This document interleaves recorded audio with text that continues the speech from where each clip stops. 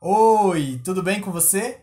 No último dia 26 de março, eu bati um papo com a Regiane Lopes, lá do perfil do Instagram regiane.empreeduc. E a gente conversou sobre o livro como uma forma de empreendedorismo. Foi um papo bem legal.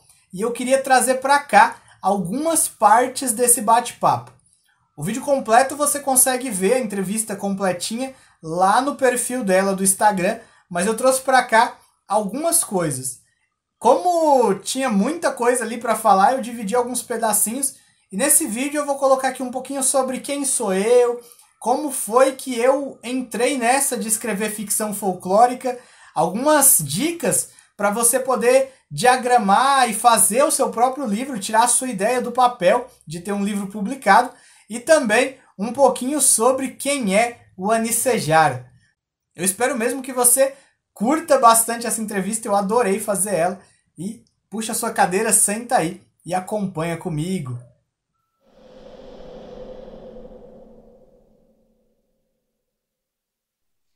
Oi, pessoal, para quem está aqui ao vivo, para quem vai chegar depois, eu sou o Rodrigo Santos, eu sou escritor de ficção folclórica, né? Ou seja, eu escrevo histórias que têm como pano de fundo o nosso folclore, mitos, lendas. Além disso, eu sou web designer e trabalho na Prefeitura de Suzano também, com a Regiane, né? A gente compartilha essas coisas. Eu sou apaixonado por histórias do nosso folclore, um pouco pela história da minha família. Eu tenho uma família de raiz nordestina, então eu cresci ouvindo a minha avó, meu avô contando essas histórias fantásticas, né, da cultura ali do povo. E tinha uma brincadeira que eu gostava de fazer muito com os amigos, que era ficar sentado na beira da fogueira. Eu morava no Jardim São José, aqui em Suzano mesmo, mas rua de terra, era uma cara de fazenda, assim, sabe? Bem diferente do que é hoje. E a gente fazia uma fogueira lá na beira da rua e ficava lá contando história de terror um pro outro, contando essas histórias assim. E de repente, esse gosto por essas histórias, eu descobri que eu podia escrever elas também num livro, né? E foi assim que eu caí nesse mundo. Olha, eu sou um pouco na verdade, bastante nerd, né? Então, eu gosto de muito de cultura pop, videogame, essas coisas. E eu sempre achei muito interessante que a gente consome muita história, muito folclore, muita cultura de fora, né? Quando eu converso com as crianças, né? A gente falando do livro, eu sempre comento isso com elas. Ah, vocês conhecem Dragon Ball? Conheço. Sabe de onde que é? Não sei. Então, é cultura chinesa. Você gosta do Thor? Gosto. Ah, é o folclore lá dos povos nórdicos, né? Então a gente tem a gente consome muito folclore de outros lugares e a gente conhece pouco das histórias do nosso próprio folclore. A gente conhece pouco do que está ali do nosso lado, ou a gente valoriza pouco. Às vezes a gente até conhece, mas a gente não dá tanto valor assim. Então, na verdade, eu venho numa empreitada de tentar fazer isso já tem bastante tempo. a, o primeiro esboço da minha história, do Anicejara e a Pedra do Trovão, era um jogo de videogame.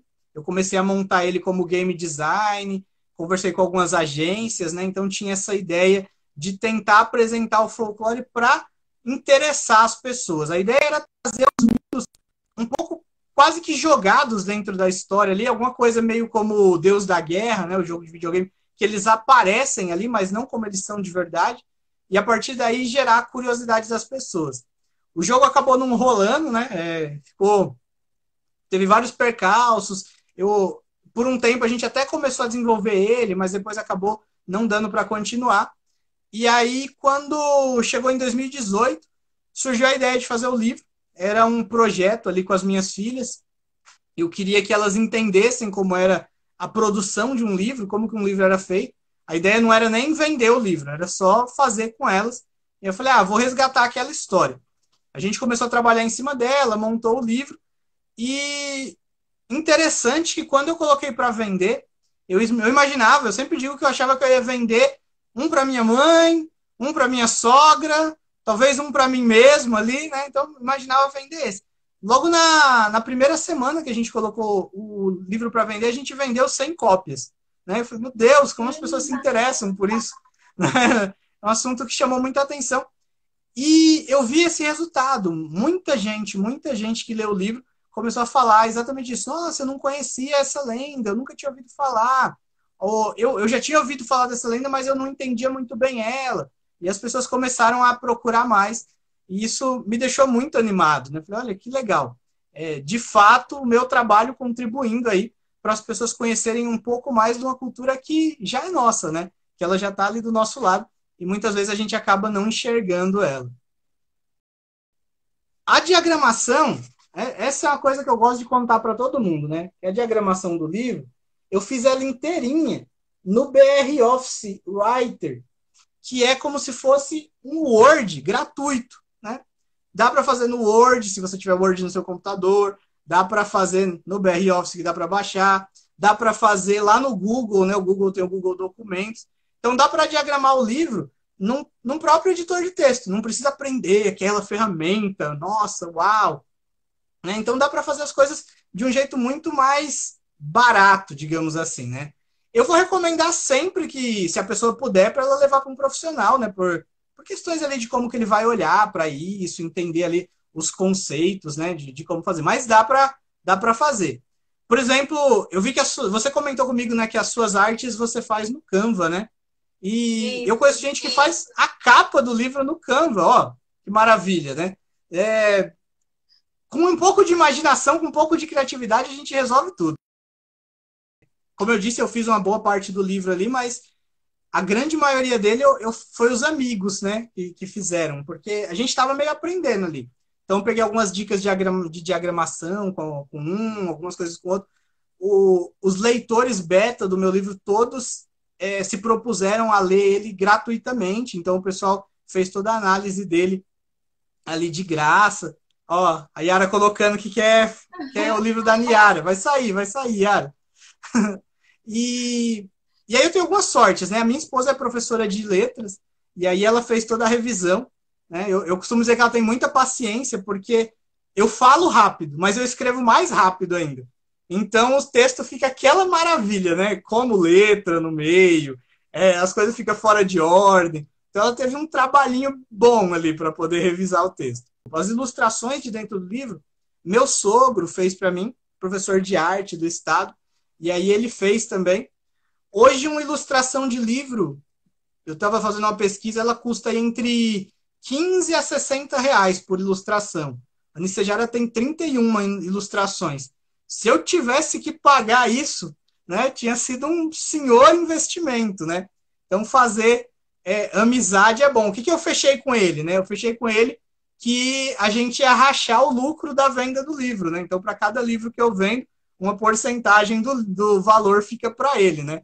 Então, é um esquema aí para quem está pensando em lançar o livro e está com a grana curta, né? Fazer parceria, né? A gente vai fazendo parceria. Eu trabalho de casa, né? Em home office já desde essa época, né? A gente casou em 2008, eu já fazia alguns trabalhos, mas em 2010 eu comecei a pegar mais trabalhos para fazer de casa. E aí, no começo, eu trabalhava com um notebook no colo, sentado no sofá. E aí, imagina que loucura que era isso, né? Produzir as coisas ali. E aí, é isso que você está falando, os horários se misturavam, o horário de dar atenção para casa, eu estava mexendo no computador. Com o tempo, a gente vai organizando isso e vai aprendendo a fazer concessão, né?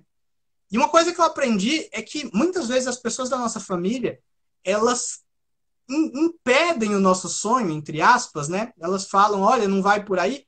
Não porque elas não querem que a gente se dê bem, ao contrário, porque elas querem proteger a gente, né? Ela tá vendo a gente naquela loucura de vida e a pessoa quer proteger a gente. E aí, assim, foi sendo uma negociação com o tempo. A Juliana foi entendendo cada vez mais essa minha necessidade absurda de fazer milhares de coisas ao mesmo tempo. E até que chegou uma hora que ela falou assim, não tá legal esse jeito que a gente tá, precisa ter um canto para você. E aí ela foi atrás de mesa, de cadeira de escritório, e ela montou esse canto aqui, onde eu trabalho hoje.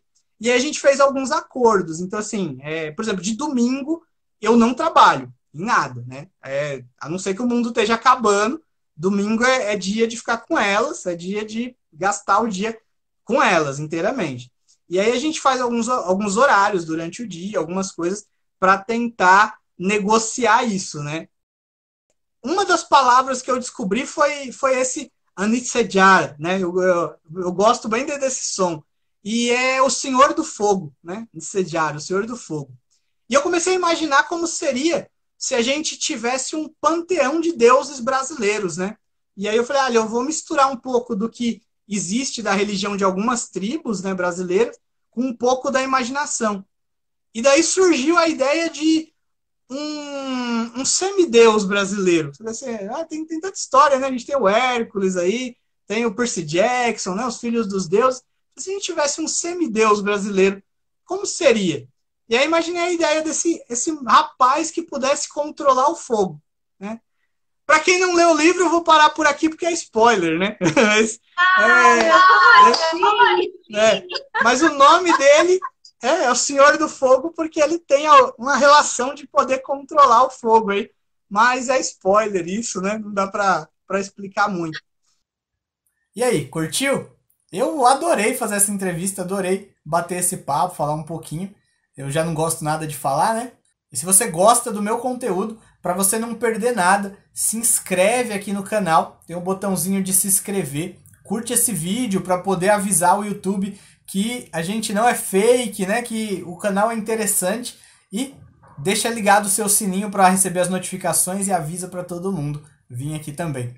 Eu vejo você no próximo vídeo. Até mais. Tchau!